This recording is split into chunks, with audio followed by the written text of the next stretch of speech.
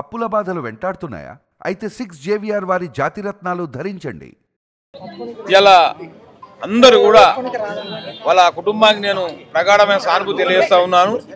మరి అక్కడ వాళ్ళ కృష్ణ తండ్రి కానీ రేణుక కానీ చాలా బాధాకరంగా వాళ్ళు శోకచుట్టు వదులుతూ ఉన్నారు. వాళ్ళ కుటుంబము వాళ్ళు ఒకటే కోరుతూ ఉన్నారు, మా సహస్ర పేరు మీద తప్పకుండా ఒక చట్టమే తీసుకురావాలి, ఇంకొకరికి అన్యాయం జరగద్దు.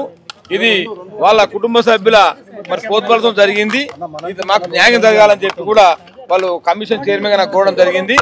నేను కూడా తప్పకుండా ఈ యొక్క విషయాన్ని మన గౌరవ ముఖ్యమంత్రి గారి దృష్టికి కొంచెపోయి తర్వాత తప్పకుండా ఈ కుటుంబానికి న్యాయం చేసే విధంగా తప్పకుండా చేస్తాం. నేను పోలీస్ శాఖ వారిని కూడా నేను డీసీపీ గారిని ఆదేశిస్తూ ఉన్నా, తప్పకుండా ఈ చట్టము SC ST చట్టం కూడా ఈ కేసులో వర్తింపజేయాలని చెప్పి నేను వాళ్ళకు డైరెక్షన్ ఇస్తా ఉన్నా.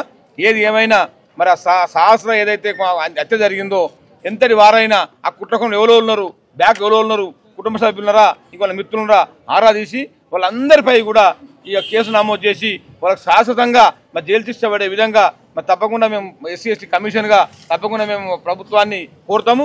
మరి పోలీస్ శాఖను కూడా నేను డైరెక్షన్ ఇస్తూ ఉన్నా, ఈ యొక్క ఇటువంటి మళ్ళీ జరగద్దు, ఇటువంటి పునరావృతం కావద్దంటే తప్పకుండా కఠినమైన చర్య తీసుకోవాలి, ఎంతటి వారిని ఉపేక్షించమని చెప్పి కూడా ఈ సందర్భంగా తెలియజేస్తూ ఆ కుటుంబాన్ని ఆదుకునే విధంగా వాళ్ళ కుటుంబానికి ఎక్స్కేసే కూడా నేను ప్రభుత్వంతో మాట్లాడి మరి గౌరవ ముఖ్యమంత్రి లెటర్ రాసి SC ST తరఫున తప్పకుండా కుటుంబానికి ఎక్స్కేస్ ఇవ్వడము, వాళ్ళ కుటుంబానికి 2 BHK ఇల్లు అలాట్ చేయడము, ఇంకా బెనిఫిట్స్ కూడా SC ST వాళ్ళ కేసులో ఉన్నటువంటి బెనిఫిట్స్ కూడా అన్ని కూడా వర్తింపజేస్తామని చెప్పి ఈ సందర్భంగా తెలియజేస్తా ఉన్నాం. మరి కుటుంబానికి నేను ప్రగాఢమైన సానుభూతి తెలియజేస్తా ఉన్నాను. Sir, ST SC case atrocity నమోదు చేయమని పోలీసులను ఆదేశిస్తున్నారు. అవును, 100% ఆదేశిస్తాం. ఇప్పుడు పోలీసులను మీరు చెప్పారా సార్?